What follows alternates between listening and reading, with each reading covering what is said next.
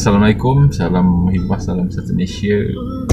Okey, hari ni saya nak share satu kucing lah kucing yang saya jumpa dekat bandar pusat jengka kan. Tapi dia punya bunyi tu special sikit lah, macam